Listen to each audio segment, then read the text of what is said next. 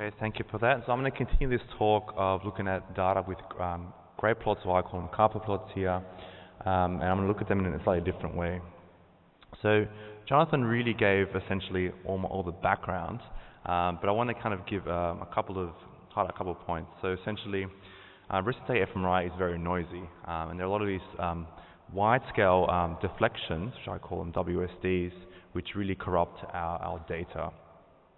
And something that has been shown time and time again, so Jonathan just mentioned as well, things such as retro-ICOR and other physiological kind of regression doesn't really work, and you still get these residual bands of activity.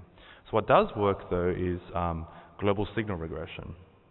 So essentially if you look at the first and then the last plot, you can see essentially all these vertical bands of activity have been significantly reduced, and these were tied to motion, respiratory responses, that kind of stuff. So these are visually striking results, I think. Whether you want to keep this global signal or not keep the global signal, this is a visually striking result of what GSI actually does. So the visually striking results, or are they? So I'm going to revisit these kappa plots in a slightly different way. So I'm going to take in some open source data from the UCLA phenomics cohort. We applied some typical pre-processing pipelines, so fMRI prep, IC aroma, white matter, CSF regression, detrending, and high-pass filtering. So in our previous work in our lab by Lyndon Parks, he showed that this pipeline, and including GSR, really clean up our data, and essentially in this cohort as well, and we had a reduction in QCFC, or an improvement in QCFC metrics. So let's unpack these kappa plots a bit more. So when you take a 4D nifty image, you have this 4 dimensions, 3 dimensions in time, 3 dimensions in space, 1 in time, and then you unfold it to a 2D matrix. So where this unfolding is done, it can be done in MATLAB or in Python, but the ordering of these voxels are kind of, they're not consistent between packages. So they kind of, you can think in some way they're kind of random when you compare these plots. But also if you could order them by things such as parcellations or some other group level metric, they're all essentially all randomly chosen. So I think it's better is that if we really want to emphasize the artifacts on a single subject level. So I'm going to show you now kind of these gray plots / kappa plots 2.0, where we want to essentially focus on in an individual subject and order these voxels by some sort of signal similarity.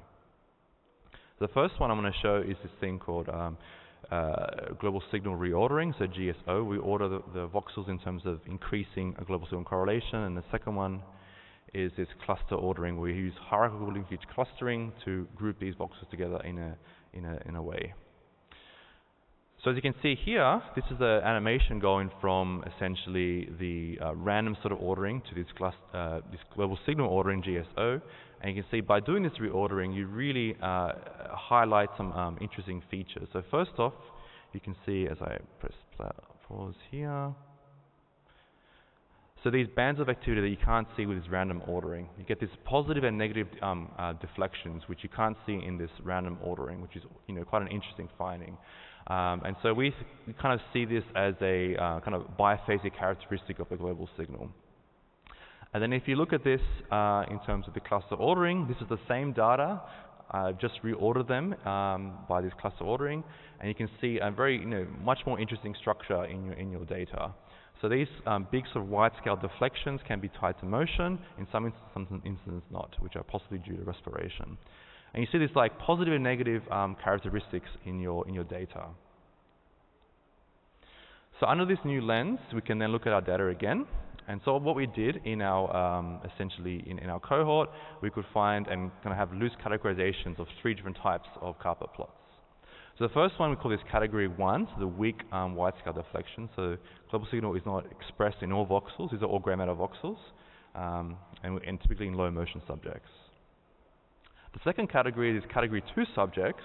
In this global signal ordering, you can see this. You have a coherent, like monophasic global signal, which is in this category 2 subject here.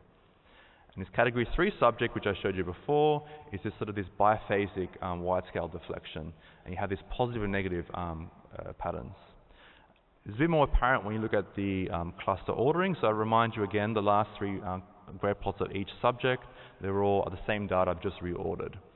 And you can see these features. And even in category 2, so the middle panel at the bottom there, does this work? Yeah. So you can see essentially that you have this positive negative bands, even though it looks like it's a monophasic type of global signal there. So by doing this, you can really reevaluate things, some denoising techniques, so particularly in GSR, which are also called grey matter regression. They're pretty much equivalent here. So let's look at this in this canonical subject. So here we have the FD trace at the top, we have the cover plots at the bottom, and I'm going to show results now post-GSR. So by doing GSR, essentially all these sort of vertical bands of activity are now diminished. And you can essentially say that these white like vertical deflections are kind of removed, adequately removed. So now if I were to reorder this in terms of global signal ordering, what you find is essentially they're not really removed.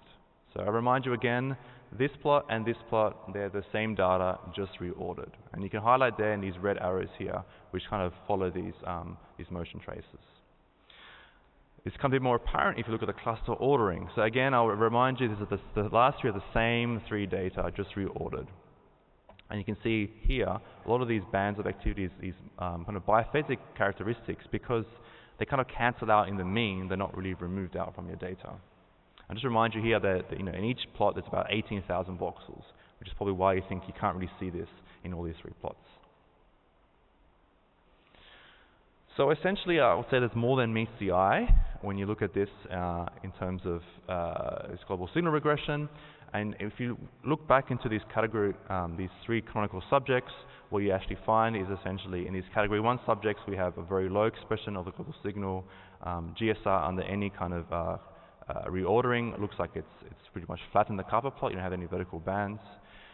These category 2 subjects, you do get a reduction in when you have this monophasic coherent global signal, but when you have anti-correlations, they're not removed. So in these blue arrows here. And these category 3 subjects, if you compare this one here, this is before GSR, after GSR, it looks like it hasn't really done much.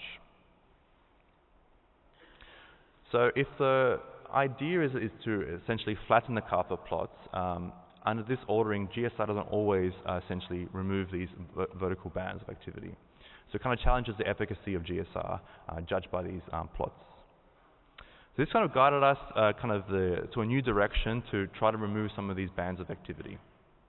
So I'm going to introduce this here. So we call this DICER, Diffuse Cluster Estimation and Regression. So for more information, you can see our code, which has just been released this week. Essentially what we have here is we take our Kappa plots, we perform this voxel by voxel correlations, and we find a clustering algorithm to determine some extra features. So we use this thing called dbScan, which can separate the data or in terms of this clustering technique to find out outliers, to find this kind of core region and a surrounding thing called the reachable areas. And so we use this to find these diffuse signals, and we put them all together into this core, and we use this core to regress out from our data. So you can see here in the yellow, these are all the voxels that are sampled for the regressor. A final step here as well, which is worth mentioning, is that to account for this anti-correlated, this 180 flip, what we do in each of these sampled voxels, we take the mean, and essentially we flip the sign so that we ensure each of these voxels in this region have the positive correlation to their local mean. Which you can see here, these bands, negative bands of activity, so the whites and black get transposed to these two black bands. And you can see here in this very noisy subject, this is the first regressor that is estimated. So we do that iteratively, 5 times or until we can't find any existence of these clusters. And essentially, that's the first iteration. It's an example of a second iteration. You can see there's still residual type of wide-scale deflections, and this regressor seems to pick up some of these extra features that this one did not pick up. Also, you can notice as well that this yellow is decreased, which means the number of sampled voxels are decreasing as well. So this is sampling from fewer and fewer voxels. And this third one I think is quite interesting. You have even fewer voxels, so less yellow, more red.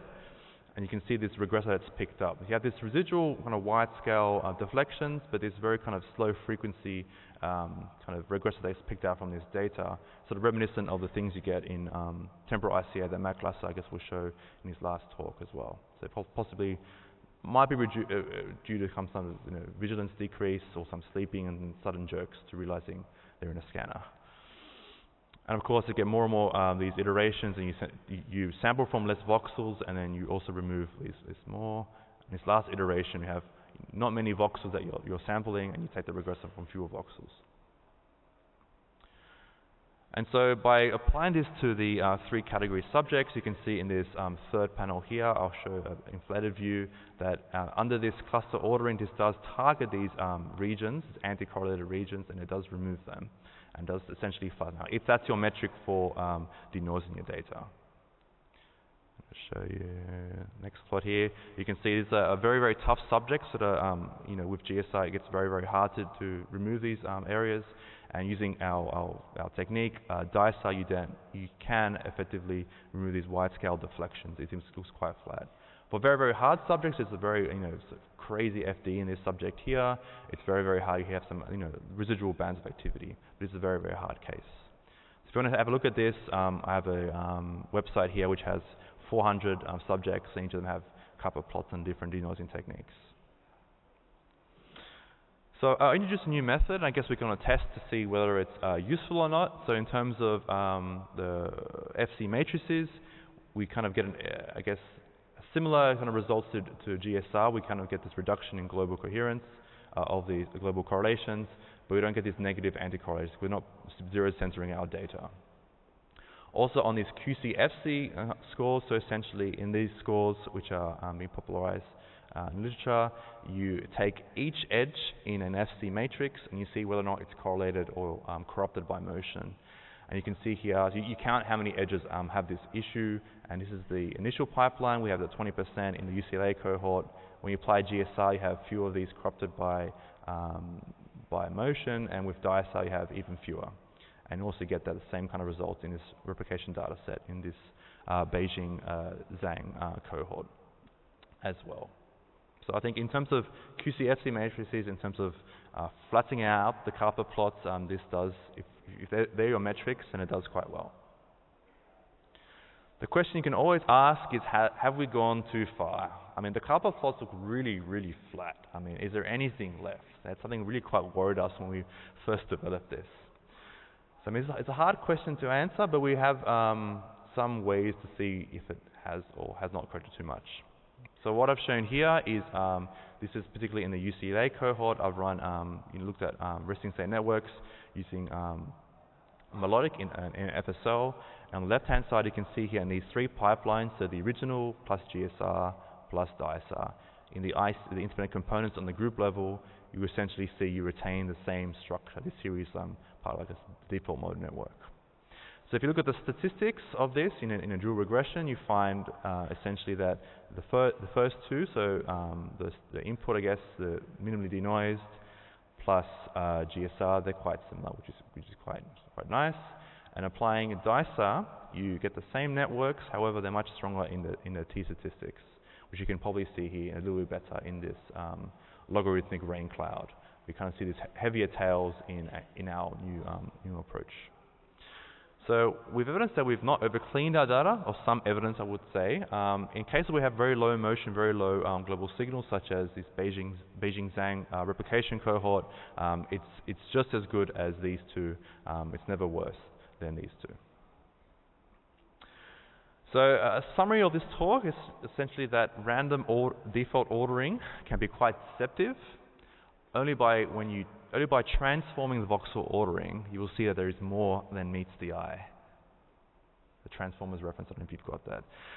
So the first result, I think, would say you should really treat these Kappa plots with caution. We have a new method, this cluster method, to make things more flat, and we've replicated this on 3 different data sets. And we also have this released in a bioRxiv preprint for this week. You can check it out if you want to have a look there. So thank you for your attention. I just want to thank the people involved in this group, Ben Fulcher, Lyndon Parks, Christina, and Alex, for your work. Thank you.